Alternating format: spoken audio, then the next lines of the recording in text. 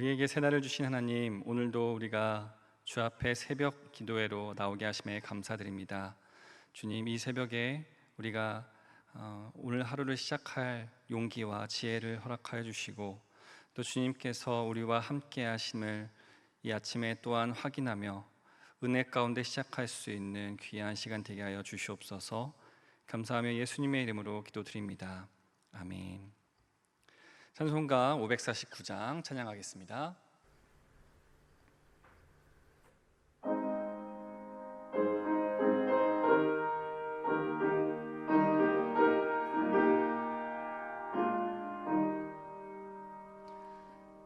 내 주여 뜻대로 행하시옵소서. 온 몸과 영혼을 다 주께 드리니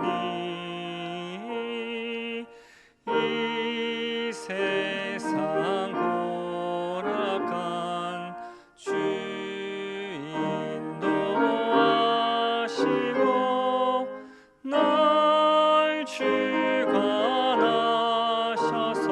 뜻대로 하소서.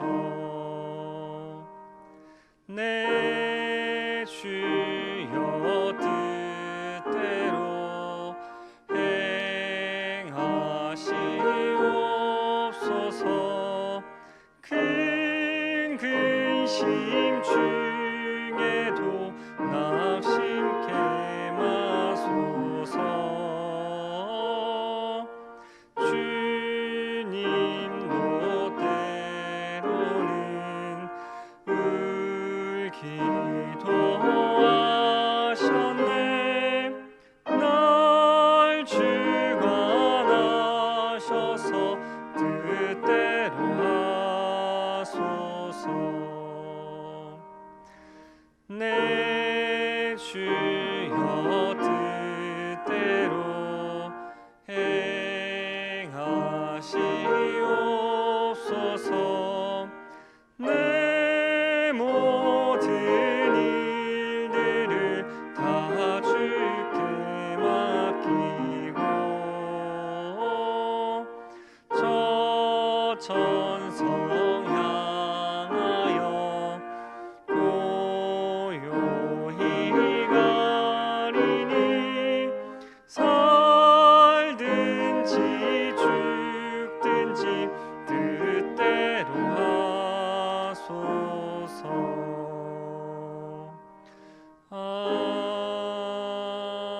아멘. 오늘 우리에게 주시는 하나님의 말씀은 사도행전 23장 31절에서 24장 9절 말씀입니다. 신약 230쪽, 생명의 삶은 110쪽입니다. 이제 하나님의 말씀을 봉독합니다. 보병이 명을 받은 대로 밤에 바울을 데리고 안디바드리에 이르러 이튿날 기병으로 바울을 호송하게 하고 영내로 돌아가니라. 그들이 가이사랴에 들어가서 편지를 총독에게 드리고 바울을 그 앞에 세우니 총독이 읽고 바울더러 어느 영지 사람이냐 물어 길리기아 사람인 줄 알았고 이르되 너를 고발하는 사람들이 오거든 내 말을 들으리라 하고 헤롯 궁에 그를 지키라 명하니라. 닷새 후에 대제사장 아나니아가 어떤 장로들과 한 변호사 더둘로와 함께 내려와서 총독 앞에서 바울을 고발하니라. 바울을 부르매 더둘로가 고발하여 이르되 벨릭스 각하여 우리가 당신을 힘입어 태평을 누리고 또 이 민족이 당신의 선견으로 말미암아 여러 가지로 개선된 것을 우리가 어느 모양으로나 어느 곳에서나 크게 감사하나이다. 당신을 더 괴롭게 아니하려 하여 우리가 대강 여짜옵나니 관용하여 들으시기를 원하나이다.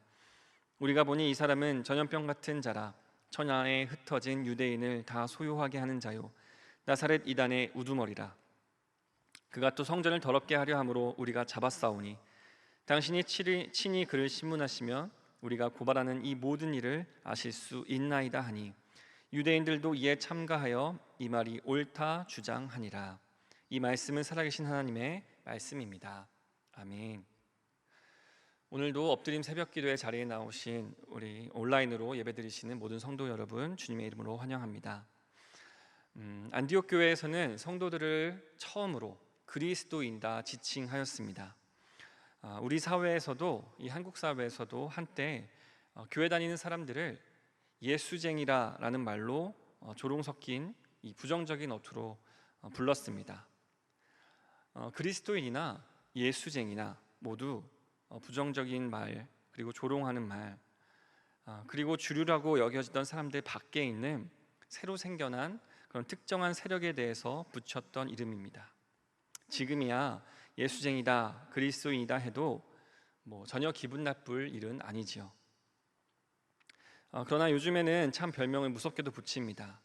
기독교인들의 추한 모습이 교회 뉴스에 나오면 험한 욕을 섞어 기독교인들을 폄하합니다.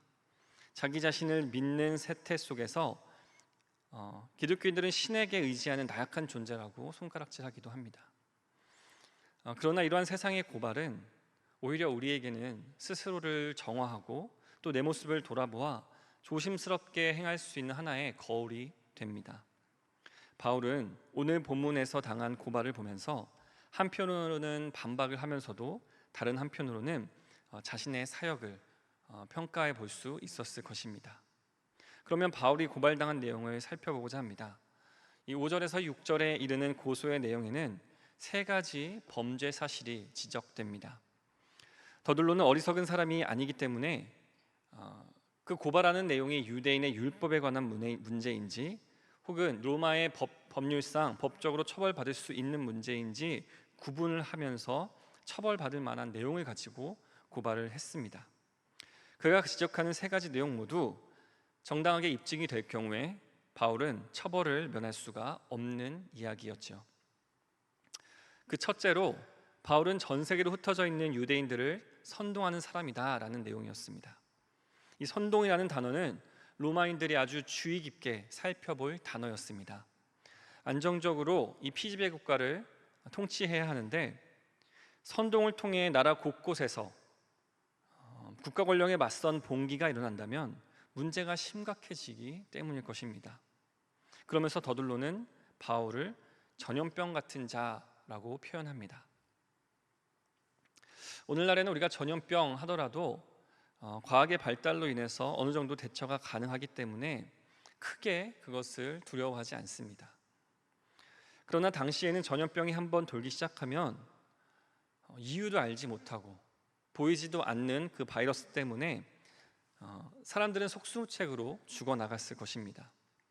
전염병만큼 무서운 일이 아마 없었을 것이죠. 눈에 보이지도 않게 그렇게 무섭도록 사람들을 감염시키는 전염병처럼 유대 종교 지도자들에게 이 복음이라는 것은 공포 그 자체였습니다. 바울이 전하는 복음으로 많은 이들이 회개하고 예수님을 그리스도로 고백하자 그들은 두려움에 떨 수밖에 없었습니다. 자신들의 세력이 약화되는 것은 둘째치고 자신들이 주도해서 이미 이단으로 정죄하여 죽인 그 예수라는 사람이 사실 하나님의 메시아라는 사실을 다른 유대인들도 알게 된다면, 또 믿게 된다면 이것은 곧 자기 자신들이 그동안 했던 모든 행동들이 거부되고 또 자신들이 하나님을 대적한 자들이 되는 셈이기 때문입니다. 어떻게든 이 바이러스 같은 전염병 같은 이 복음에 퍼져나가는 현실을 부정해야 했겠죠. 그러나 전염병을 막을 수 있는 것은 아무것도 없었습니다. 바울은 이 첫 번째 고발의 내용을 들으면서 이들이 두려워하고 있구나, 그렇게 생각했을 것입니다. 고발당하는 것은 오히려 바울인데 고발하고 있는 저들이 오히려 두려워하고 있구나. 바울은 더욱 담대해졌을 것입니다. 자신이 복음을 위해 쓰임받는 자들을 더욱 쓰임받는 자임을 더욱 자신 있게 드러내었을 것입니다. 오히려 복음에 대해 거부하고 무지한 자들은 복음을 인정하고 또 받아들이기를 두려워하는 것이죠. 요즘 사람들은 이 복음에 대해서 사실 두려워하다기보다는 오히려 무시와 냉대로 복음에 대항합니다. 주일에 취미 생활을 하는 삶이 교회 가는 것보다 더 멋진 삶이라고 생각하고 교회를 다니는 것은 피곤하고 어리석은 일이라고 생각을 하죠. 술을 마시지 않기로 결정한 그리스도인들의 삶에 대해서 야, 그러면 대체 너는 무슨 재미로 살아가냐? 라고 묻습니다. 그래서 우리는 당당하게 그리스도인이라는 사실을 많은 사람들 앞에서 드러내면 드러낼수록 오히려 그렇게 냉대와 비난을 받기 때문에 나도 모르게 나의 정체성을 드러내기를 꺼려하기도 하지요. 그런데 이러한 반응은 바울 때나 우리의 때나 똑같은 것입니다. 우리를 향해 어리석다고 손가락질하는 것은 오히려 그들이 복음을 이해하지 못하는 어리석음을 드러내고 있는 것이죠. 바울은 두려움을 주는 존재였지 스스로 두려워하지 않았습니다. 우리 역시 복음의 능력과 지혜를 발견한 사람들이지 우리가 무지하거나 어리석거나 나약한 존재들이 아니라는 것입니다.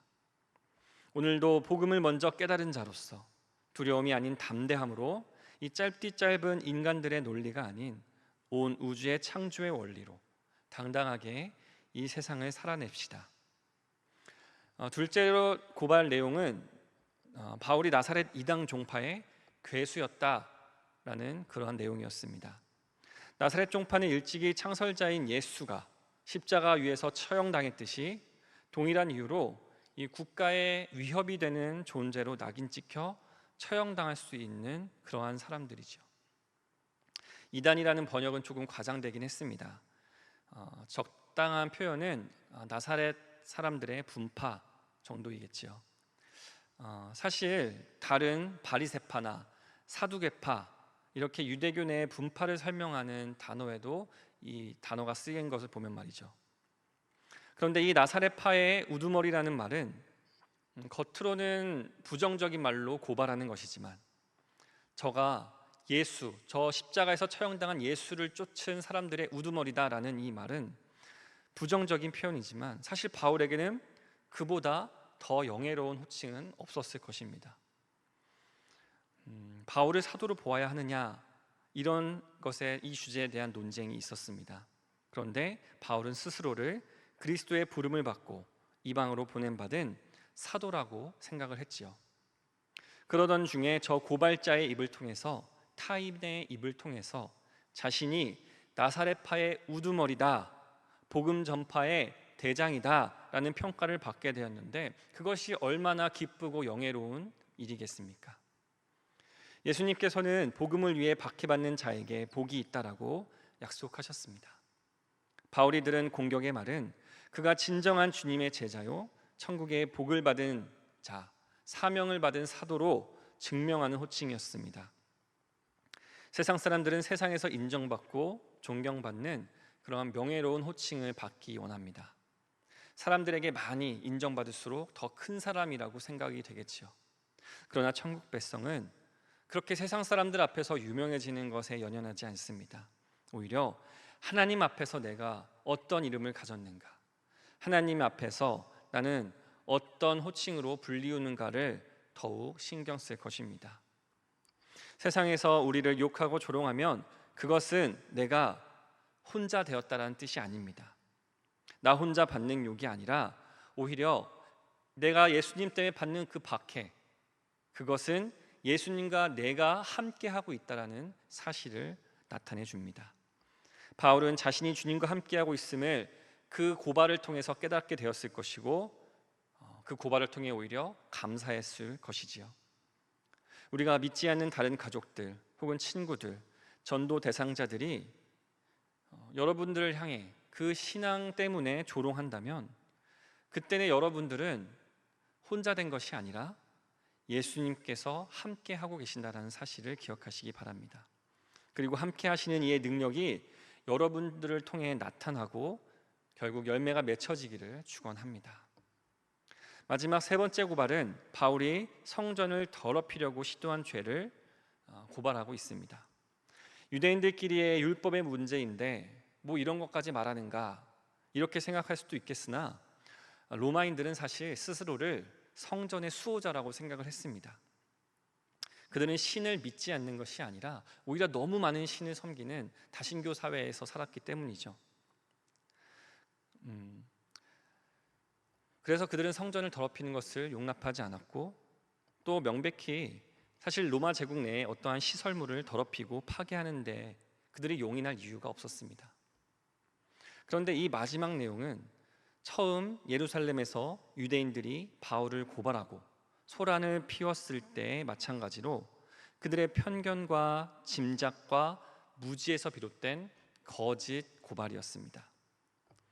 더둘로는 한 번도 바울이 정말 성전을 파괴하고 있는지 더럽히고 있는지 본 적도 없을 것입니다. 단지 이 고발하는 자들, 사람들의 소동에 따라서 그렇겠구나 하고 믿고 사실이라 믿고 고발한 것이지요. 사실 확인도 된 내용이 아닙니다. 거짓이 진실인 양 둔갑하고 있는 것이죠.